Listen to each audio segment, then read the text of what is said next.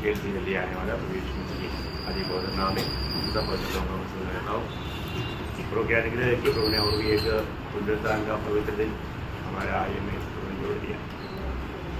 प्रभु के आगमन से पहले और एक बात कालवरी सूर्य की उस महान प्यार को याद दिलाने वाला मेष में शामिल होने के लिए पुण्य कृपा किया। मेष में जाने से पहले प्रेरित पौलुस प्रभु से पा करके हमें दिया हुआ वो भाग और एक बार हम पढ़ना चाहेंगे।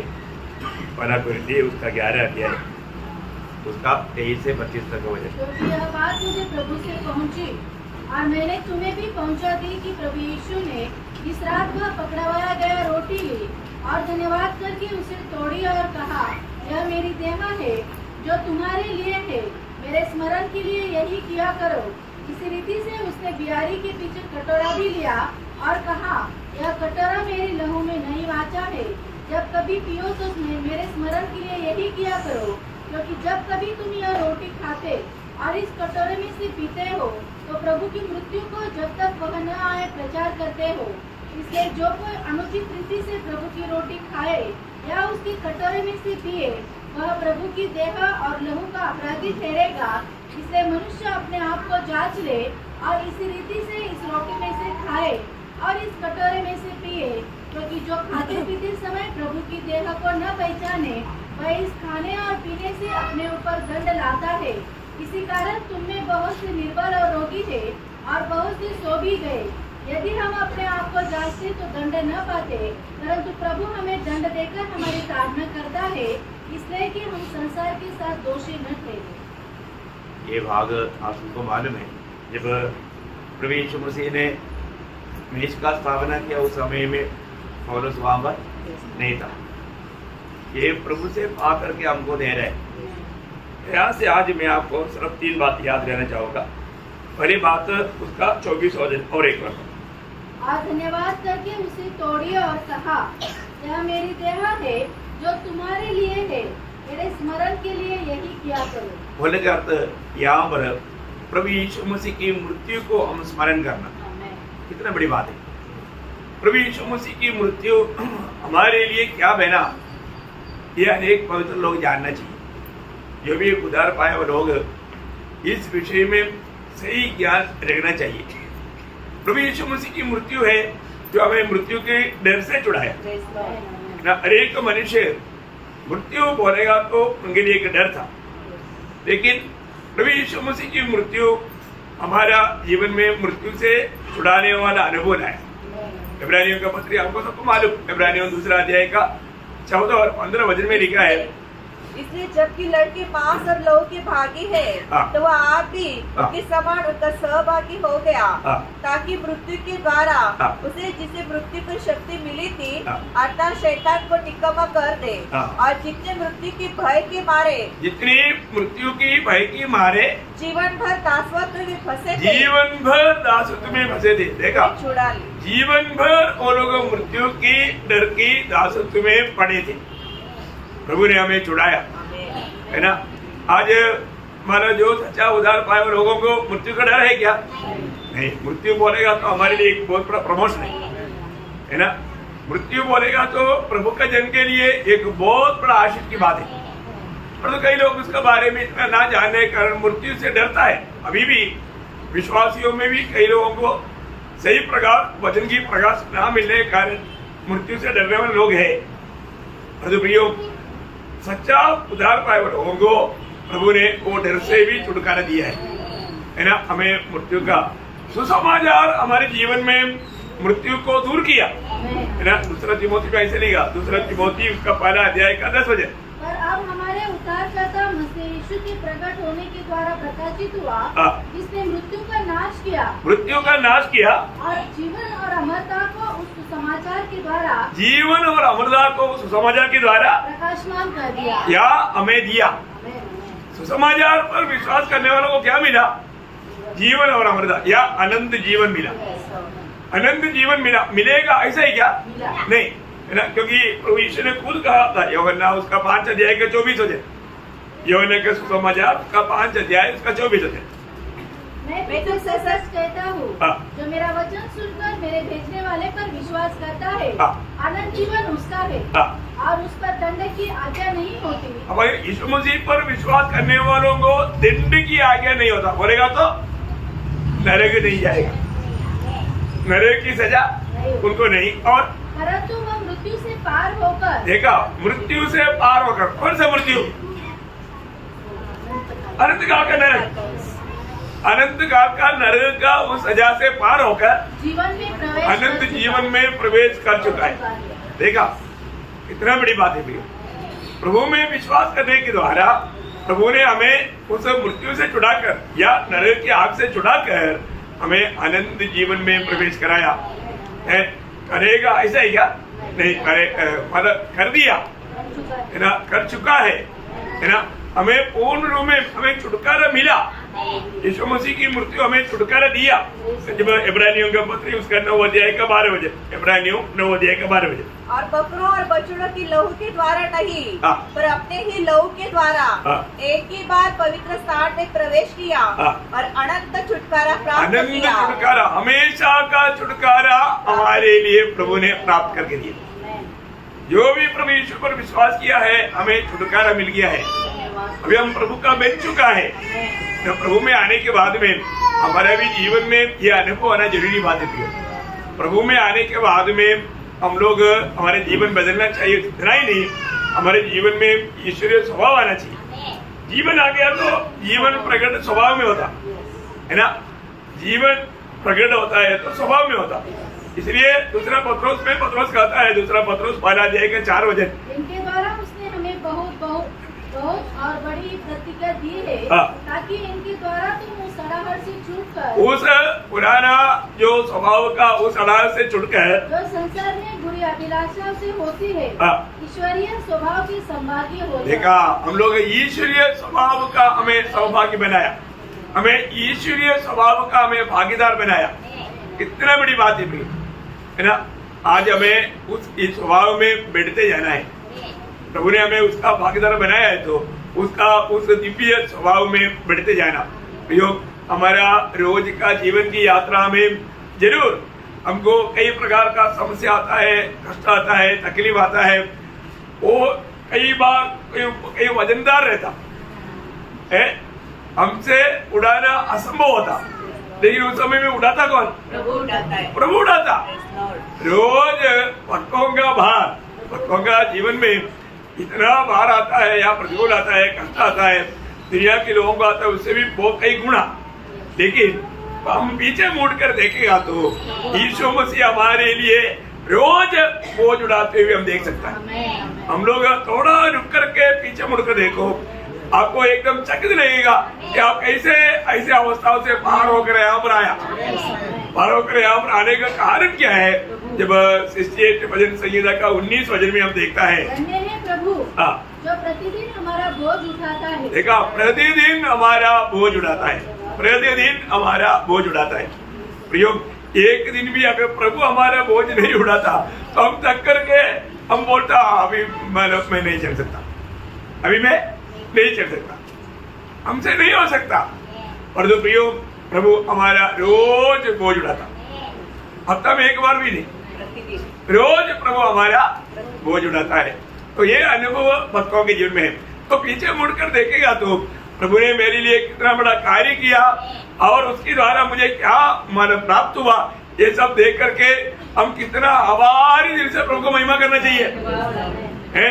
प्रियो, हमें एक अच्छा मानव रूप में खड़ा करने के लिए प्रभु हमारे लिए कितना विरूप बना, प्रभु हमारे लिए मृत्यु सगा, प्रभु हमारे लिए कितना कष्ट सगा।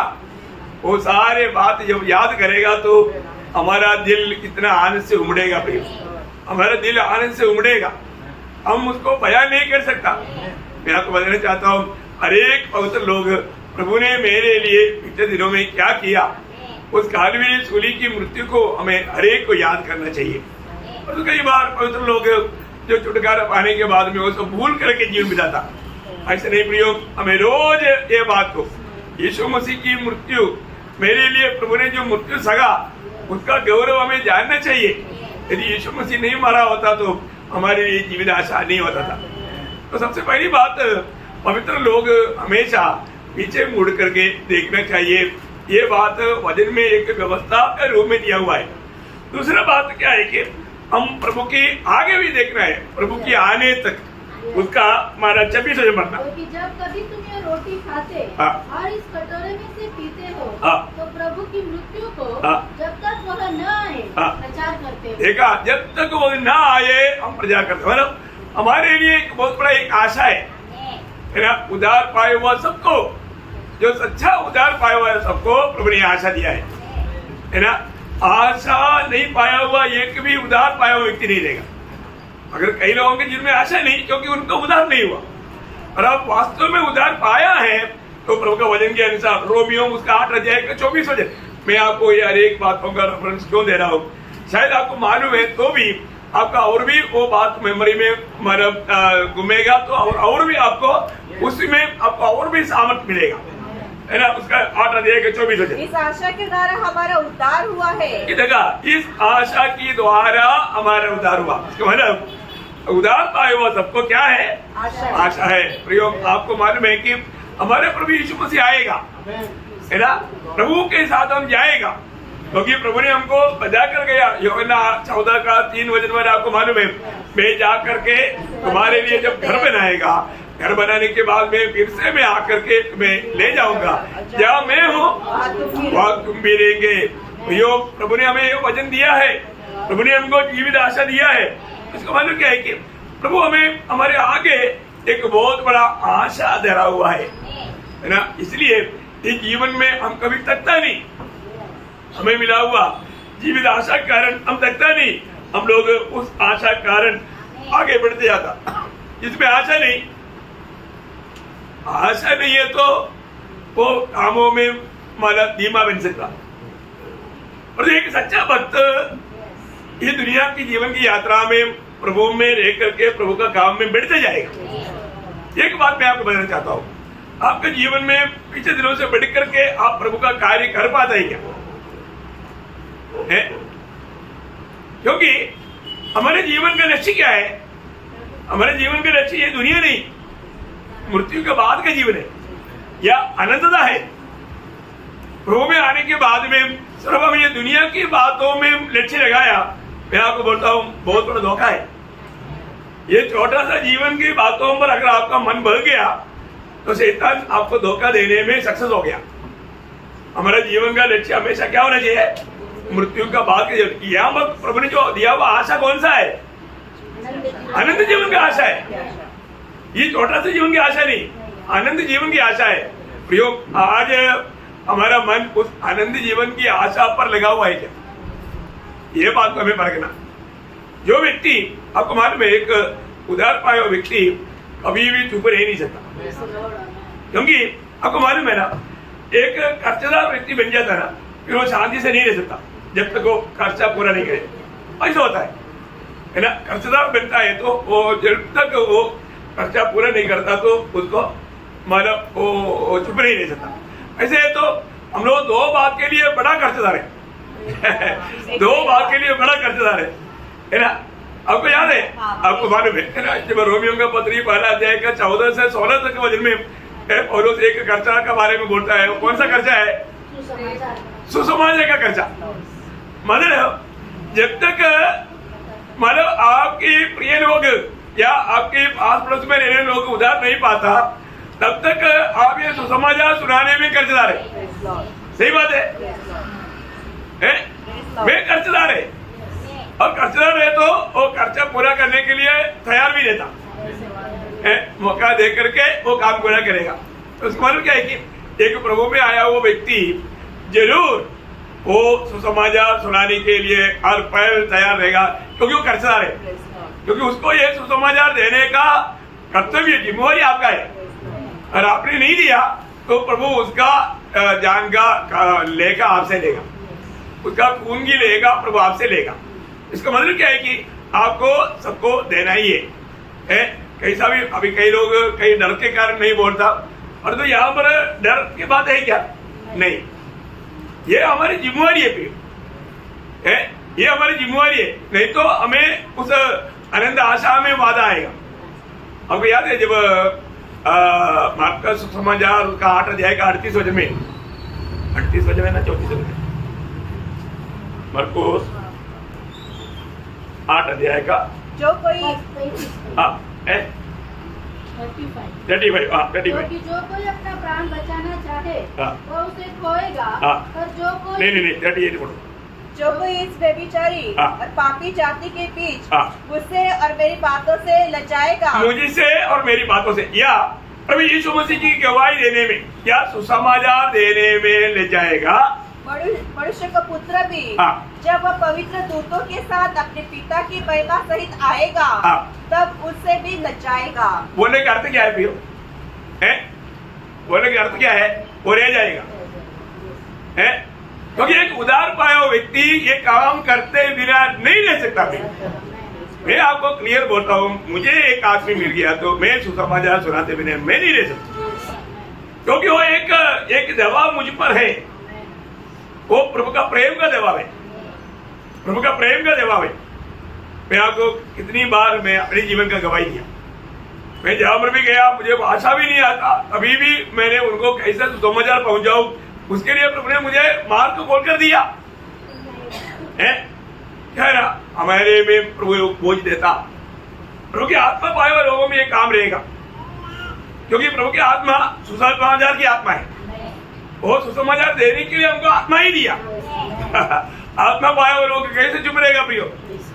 एक बात जानना है कि हमारे जीवन में हमने अगर उधार पाया है, सच्चा उधार पाया है, तो वो व्यक्ति जरूर बुढ़ापा में भी बन जाएगा, बुढ़ा हो गया तो भी बन जाएगा, क्योंकि वो प्रभु का हमारा समाचार सुनाएगा, है ना।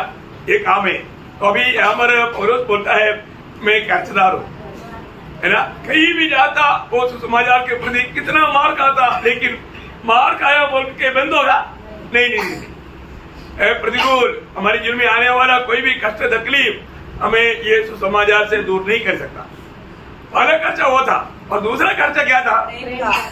वेरी गुड, है ना। जब रोमियो उसका 13 अध्याय का 8 बजे आपस में प्रेम को छोड़ और किसी बात में किसी की कर्जदार न हो। देखा, आपस में प्रेम को छोड़ करके किसी बात का कर्जदार न हो। प्रियो, हमें प्रेम करने में हम लोग कर्जदार है, हमें लोगों को प्रेम करना है प्रियो, प्रेम देना है प्रियो, है। हमें प्रेम लोगों को देना है ना। कई लोग बहुत जल्दी मतलब प्रेम देना छोड़ देता, ऐसे क्यों होता? मसीह के प्रेम, प्रभु का प्रेम का खूबी आपको सबको मालूम।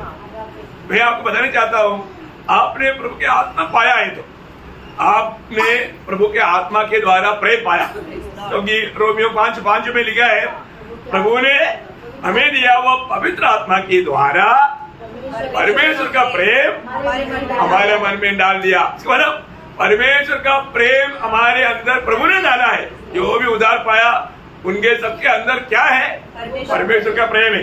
तो परमेश्वर का प्रेम का खूबी वो जानना, क्योंकि देखो हम अपनी तरफ से भी प्रेम करता है, वो प्रेम अधिकतर मतलब का है। हमारा प्रेम अधिकतर क्या है? कुछ मतलब का है ना। मतलब नहीं तो हमें कोई मतलब विश करेगा तो हम भी विश करेगा, हमें कुछ देगा तो हम उनको प्यार करेगा। ये सब दुनिया का प्रेम है, परंतु प्रभु का प्रेम ऐसा नहीं। प्रभु का प्रेम आज मुझ में प्रभु का प्रेम कार्य करता है कि नहीं, ये परखना। वो प्रेम का खूबी आपको मतलब और एक बार याद दिलाता हूँ। 1 कोरिन्थी 13 अध्याय उसका 4 से 7 तक का वचन में प्रभु का प्रेम का अनमोल खूबी प्रेरित पौलुस ने वर्णन किया हुआ है। अभी ये सब हम लोग कई बार ध्यान किया, इसलिए मैं उस पर अभी व्याख्या नहीं करूंगा। 1 कोरिन्थी 13 अध्याय उसका 4 से 7 वचन। प्रेम धीरजवंत है। देखा, प्रेम धीरजवंत है। देखो एक एक गुण देखो, आप गुण गिनते जाओ।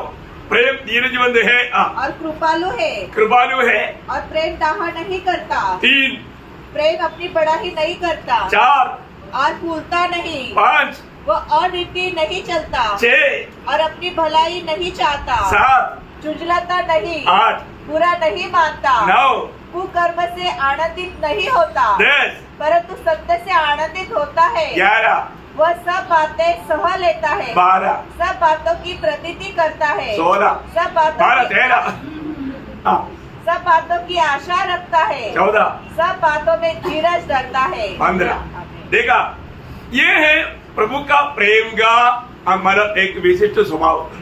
आप प्रिय प्रियो है, इसमें प्रेम क्या करता, प्रेम क्या नहीं करता। प्रियो, हम लोग प्रभु का प्रेम हमारे अंदर है तो ये स्वभाव हमारे अंदर है, क्योंकि हमने थोड़ी देर पहले पढ़ा था ईश्वरीय स्वभाव का भागीदार है। ईश्वरीय स्वभाव का भागीदार कैसे बना?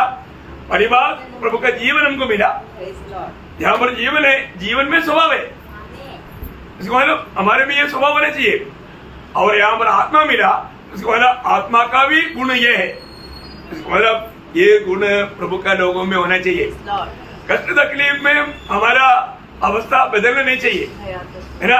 ये अनुभव हमारे में रहना। कष्ट तकलीफ में प्रभु के लोग डगमगाते नहीं, क्योंकि वो हमारा भलाई के लिए।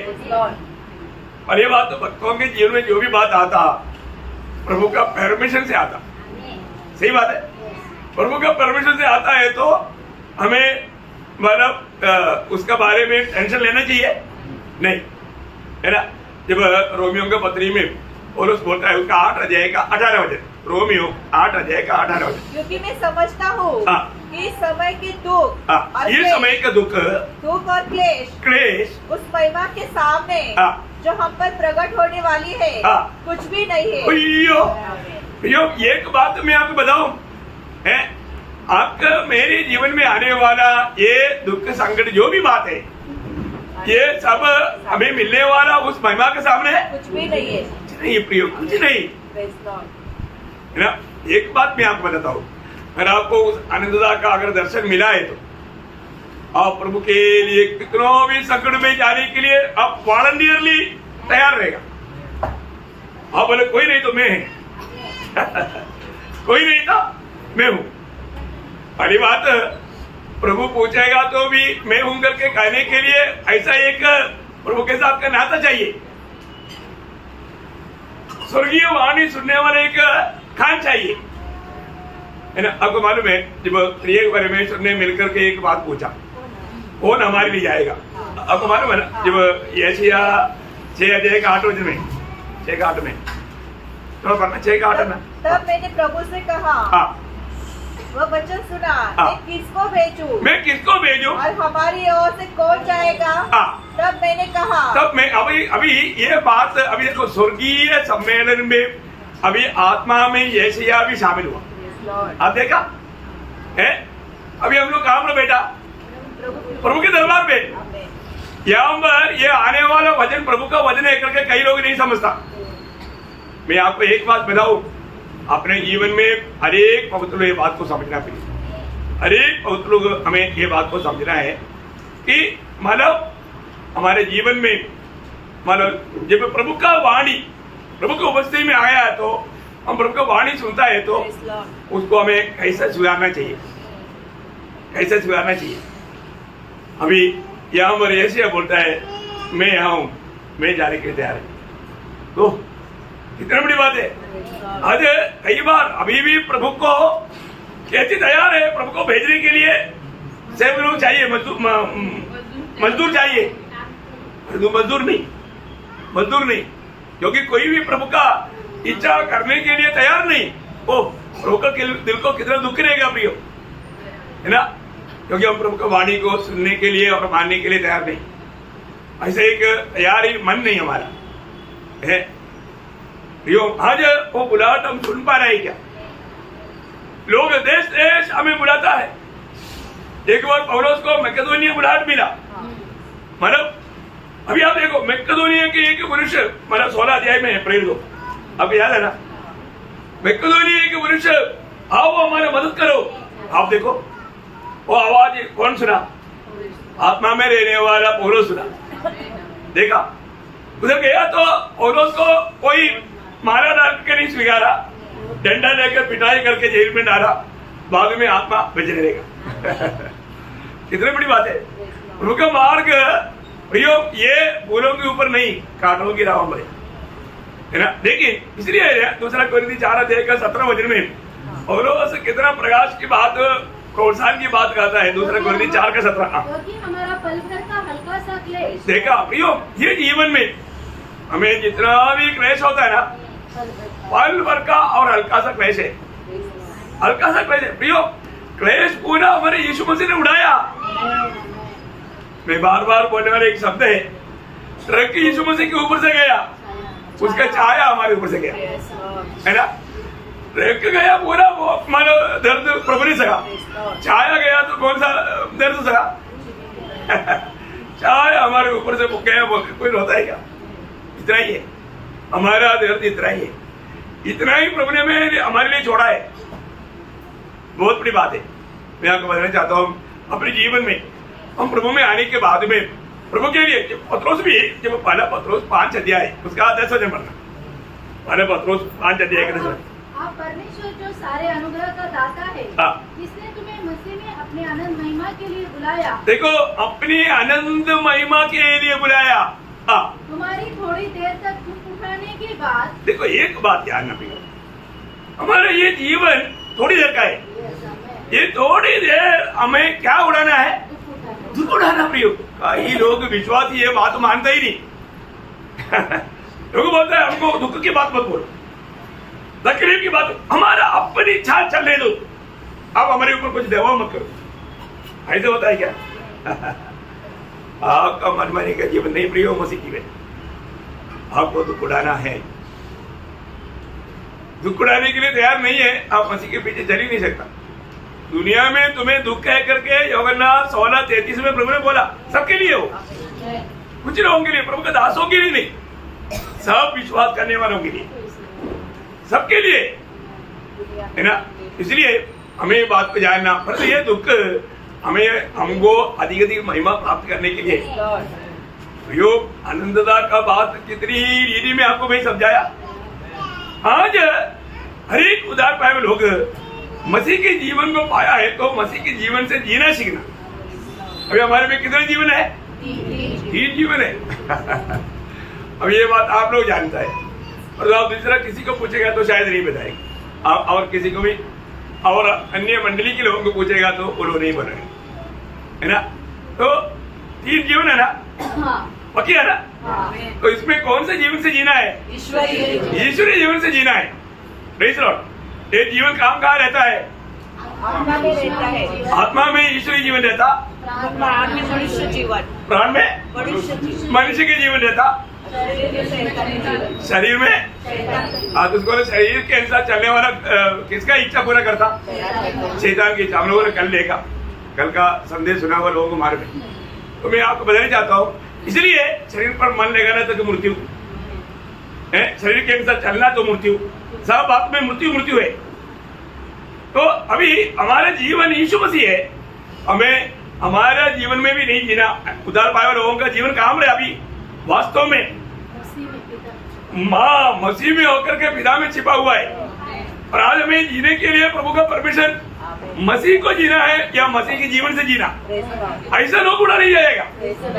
मसीह जीवन एक हल्का जीवन नहीं प्रिय, उसको हल्का मत जानना।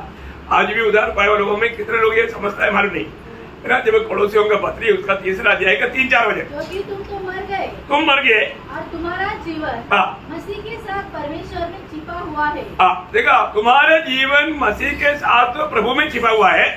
जब मसीह जो हमारा जीवन में प्रकट होगा, जब मसीह हमारे जीवन में प्रकट होगा, तब तुम भी उसके साथ महिमा से ही प्रकट किए जाओगे। देखा, कौन?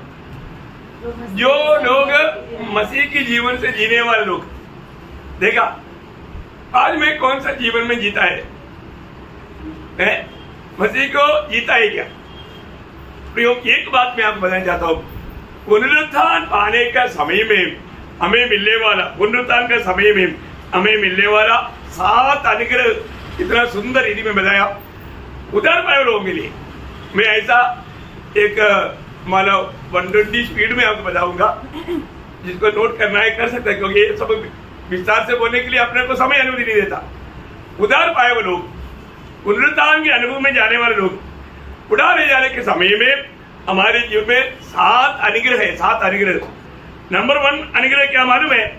अरे बात उड़ा लेगा उस समय में यीशु मसीह जैसा है वैसे हम उसको देखेगा, है वो एक कितना बड़ा अनुग्रह है। यीशु मसीह जैसा है वैसे हम उसको देखेगा। पहला योग ना 3 का 2 है। देखिए बहुत बड़ी बात है प्रियो, प्रभु हमें लेने के लिए जब बादलों में आएंगे उस समय में हम लोग जो मर गया जी उड़ेगा और जो जीव दे रूपांतर होकर के बादल में उड़ा लिया जाएगा। उस समय में यीशु मसीह जैसा है वैसा ही हमें उसको देखेगा, नंबर 1 बात। और दूसरा बात उसी वचन में है, जैसे वो है वैसा बच जाएगा। देखा है, यीशु मसीह जैसा है वैसा हम बच जाएगा। कितना अद्भुत बात है, ये हमारे लिए कितना बड़ी आशीष की बात है, क्योंकि हमारे दीनहीन शरीर महिमा का शरीर में बदल जाएगा, यीशु मसीह की जैसा बदल जाएगा, यीशु मसीह के शरीर की जैसा हमारे शरीर बदल जाएगा। कितना बड़ी आशीष की बात है। और तीसरा आशीष क्या मालूम है, फिर आगे को हमेशा हम प्रभु के साथ रहेगा। है इस अनुभव में आने के बाद आगे को पहला थिस्सलुनीकियों 4 अध्याय उसका 18 वचन, मैं सारे वचन आपको पढ़ने के लिए नहीं बोलता, आप रेफरेंस लिख दो, है ना। इसी रीति में हम हमेशा प्रभु के साथ रहेगा, हमेशा प्रभु के साथ रहेगा। और 4वां बात, उड़ाने जाने के बाद में प्रभु हमारा जीवन पर हमने किया हुआ अरे कामों का प्रतिफल देकर हमें आदर करेगा। क्या करेगा है, हमें प्रतिफल देकर के आदर करेगा। हम उड़ा ले जाने के बाद में देखा, इसका मतलब इस दुनिया में रहने के समय में हम प्रभु के लिए क्या क्या किया वो बात का महत्व वहां में प्रकट हो जाएगा। दूसरे कोरिन्थी 5 अध्याय का 10 वचन, तुमने शरीर में रहकर किया हुआ काम भले हो बुरे हो उसके अनुसार तुम्हें प्राप्त करने के लिए मसीह के सिंहासन के सामने खड़ा होना है। मसीह के सिंहासन के सामने हमारे कामों के अनुसार हम सबको प्रतिफल मिलेगा। सबको प्रतिफल लेकर के, आपको मालूम है प्रकाशित वाक्य 22 का 12 है ना, सबको उनके काम के अनुसार बदला या प्रतिफल देने के लिए मैं आ रहा हूँ। तो प्रभु के आगमन में हम सबको प्रतिफल मिलेगा। मैं आपको प्रतिफल पाने का बहुत सुंदर सुंदर मार्ग बताया, परंतु मैंने बताया, मैं अपनी तरफ से नहीं बोला, वचन के द्वारा बताया। कितने लोग अमल करता मुझे नहीं मालूम। ओके, 5वां बात क्या है कि इसके बाद में हम परमेश्वर की सच्चा आराधना करेगा। क्या करेगा, ओरिजिनल आराधना का महत्व स्वर्ग में जाकर के उसकी आराधना करने के लिए प्रभु ने हमें अलग किया हुआ है ना। प्रकाशित वाक्य 22 अध्याय का 3 वचन है। उसके बाद में 6वां आशीष क्या है, 6वां आशीष वहां पर प्रभु यीशु मसीह के साथ हमारा ब्याह हो जाएगा, मैरिज हो जाएगा। क्या हो जाएगा, विवाह, प्रेज़ द लॉर्ड, है ना। जब प्रकाशित वाक्य 19 अध्याय उसका 7 वचन मैं आपको बताना चाहता हूँ प्रियो, जो लोग प्रभु के आगमन में उठा लिया जाएगा, प्रभु उनके साथ स्वर्ग में उनका ब्याह होगा। और 7वां बात, आनंद काल के लिए 2 तिमोथी 2 अध्याय का 12 वचन, हम प्रभु के साथ राज करेगा। क्या करेगा, प्रभु के साथ राज करेगा, राज करेगा। कितने अनमोल बातें भी, कितनी अनमोल बातें। तो इसलिए प्रभु हमारा आ रहा है, ये बात हम लोग ध्यान देना। हमारे प्रभु ने हमें वचन दे करके गया है, वो वापस आएगा।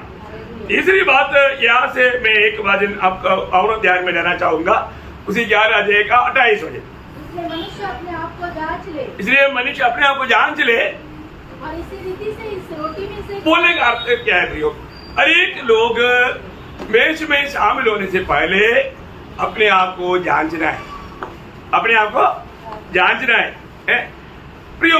आज बहुत से लोग अपने जीवन को परखते हैं। ये मेष में कौन शामिल हो सकता है, जिन्होंने प्रभु यीशु को अपना प्रभु मान करके ग्रहण किया और प्रभु का सत्य वचन में बना रह करके प्रभु का संगति में जीवन बिताता है, प्रभु की इच्छा में जीवन बिताता है, उन लोगों के लिए ये मेष है। अब यहाँ पर आने वाला अनेक लोग, हम एक बात में आपको एक बात बताऊं, एक आइस मानो जब पानी में डालेगा उसका कितना परसेंटेज दिखाई देगा, मैक्सिमम 10%, 10% के बाकी 90% काम रहे पानी के अंदर है, दिखता नहीं।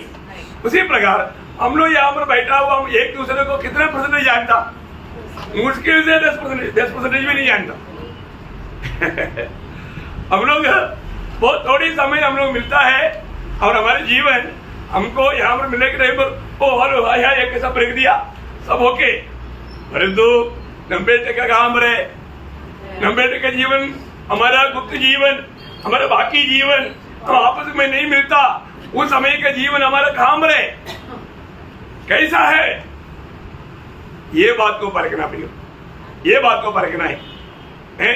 यहाँ पर मिलने के समय में सब लोग बाइबल लाया है, बाइबल पढ़ता है, गीत गाता है, गवाही देता है, आपस में मिलता है, हेलो हेलो करता है, सब बहुत ओके। अरे प्रियो, आपका 90 का जीवन वो वास्तव में प्रभु के साथ है क्या? प्रभु जब हमारा उस जीवन को भी जब देखता है, उस जीवन के बारे में प्रभु हमें क्या गवाही देगा, ये बात को हमें परखना है, हमें वो बात को जांचना है ना। आजकल आपको मालूम है दुनिया में पाप और बुराई इतना बढ़ते जा रहा है, ये धरती अभी सह नहीं पा रहा, इसलिए इधर उधर सब फट रहा है, भयंकर बातें हो रहा है। मैं आपको बताऊं प्रियो, किसी घड़ी को भी प्रभु का आगमन हो सकता है। आज आएगी उस आशा में पवित्र लोग तैयार रहना चाहिए, क्योंकि प्रभु ने बोला तुम कभी सोचते भी नहीं, उसी घड़ी में प्रभु आएगा। इसलिए अपने जीवन को परखना है। मेरे जीवन में, मेरे मंडली जीवन में, खास करके मैं मंडली से प्यार करता है क्या? प्रभु को प्यार करने वाला मंडली से प्यार करते हुए रह नहीं सकता। जैसा बोला ना, आपस में एक भाई दूसरे भाई को प्यार नहीं करता है तो अदृश्य प्रभु को भी प्यार नहीं कर सकता। उसी प्रकार प्रभु की दृष्टि में सबसे मूल्यवान बात तो मंडली है, तो प्रभु मंडली से इतना प्यार करता है तो हमें भी मंडली से प्यार रहेगा। मंडली में आने के बाद में, मंडली जीवन में आने के बाद में हमारा कोई काम है क्या? काम है ना, कम से कम जाते वक्त ये खिड़की बंद करना किसका काम है? मंडली के लोगों का काम है। ये डेरी बोल्ड करना किसका काम है?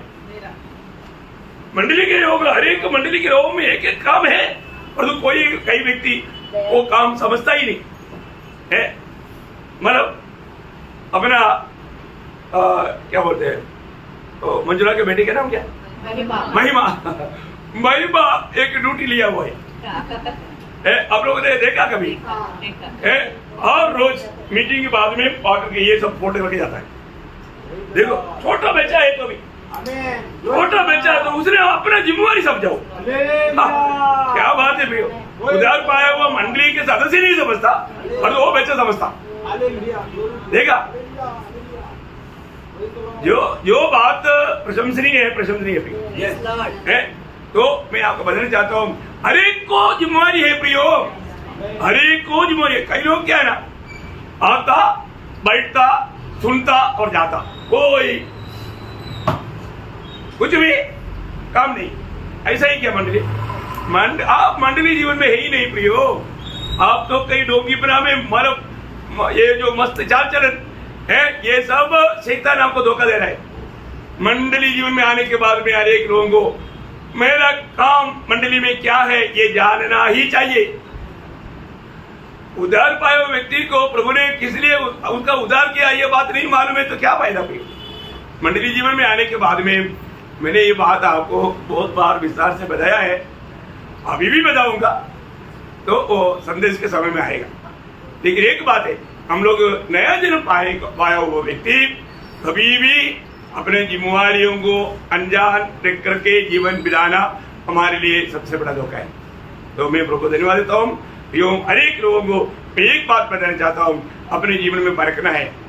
पहली बात पीछे देखना, वो मैं कितना बड़ा पापी था, मैं इतना आशाहीन था, परमेश्वर से दूर था, मृत्यु से डरता था, मेरी जिंदगी कैसे था, बर्बाद होने वाला जीवन। परंतु प्रभु ने मेरे लिए स्वर्गीय महिमा छोड़कर दुनिया में आया और मेरे लिए इतना भयंकर श्रापित मृत्यु था। कितना बड़ी बात है प्रियो।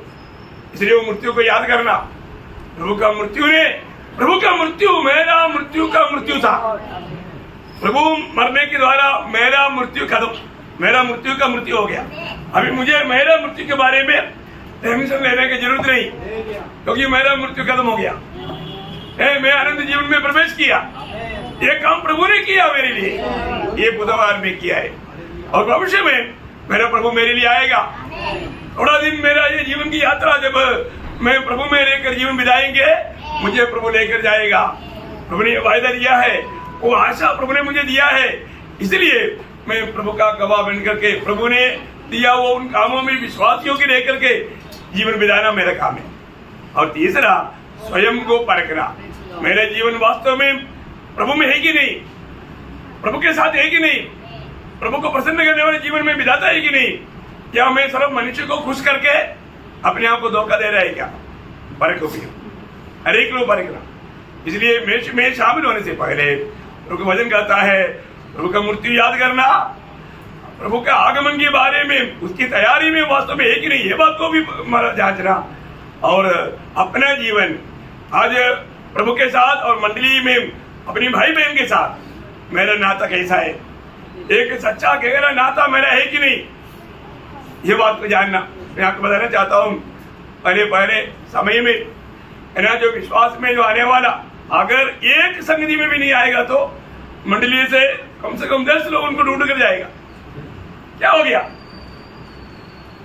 क्योंकि बहुत समस्या था, बहुत प्रतिकूल था। मतलब आज से 30-35 साल पहले के बाद में बोलो, मेरा खुद अनुभव में मैं आपको बता रहा हूँ। क्योंकि ये संगति से भी दूर रहने का सवाल ही नहीं। लोगों में इतना भूख और प्यास है और इतना किलोमीटर पैदल आता। अभी आपको इधर जितना भी जो ज्यादा उम्र का है, आपको मालूम है, आप लोग शायद स्कूल वाले में जाता बिना चप्पल का, नो रिक्शा नो गाड़ी, पैदल जाना पड़ता है, वो भी 6-7-8 किलोमीटर। अभी 2 किलोमीटर भी है तो बच्चों को गाड़ी इधर ही चाहिए, कहां पर चाहिए? अपने घर के सामने। 2 कदम नहीं चलेगा। और सुंदर यूनिफॉर्म, सूट कोट टाई सब डाल करके, क्या मजा है? कितना अच्छा भाई है आपका। बचपन में कौन सा भाई था? हाथ में लेकर के, हाथ में लेकर फिर इधर लेकर के, बाप रे, बंडल तो है ही बंडल है, देखो। और वो इतना किलोमीटर, चप्पल भी नहीं, जूता तो है ही नहीं, चप्पल भी नहीं, नंगा पाव। आप देखो, अभी का बच्चे लोग ये बात को नहीं समझेंगे। आपने कितने दिन भूखा रहा, कितने दिन आपको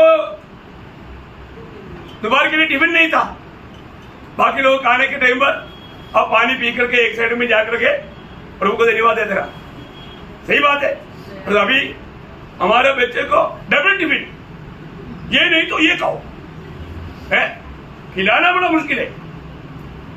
इसलिए क्या हो गया, आजकल का बच्चा लोग प्रभु को समझना, प्रभु को जानना बहुत मुश्किल है। मैं आपको बताऊं, माँ बाप जो क्लेश में गुजरा ना, आपका जिंदगी का गवाही कभी कभी बच्चों को सुनाओ। सुनाना बहुत अच्छा बात है।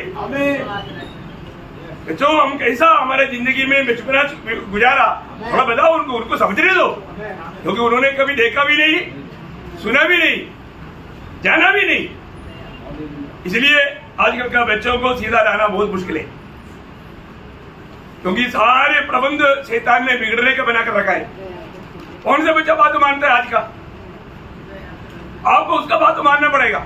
मैं इसलिए बोला ना, हमारे टाइम पर बचपन में और टीचर दूर से आता है तो बाप रे, लुकी वाला जो बोर्ड करके चलता है, कितना भी पानी हो कुछ भी हो डाउन, और कितना प्यार से है नमस्ते करता।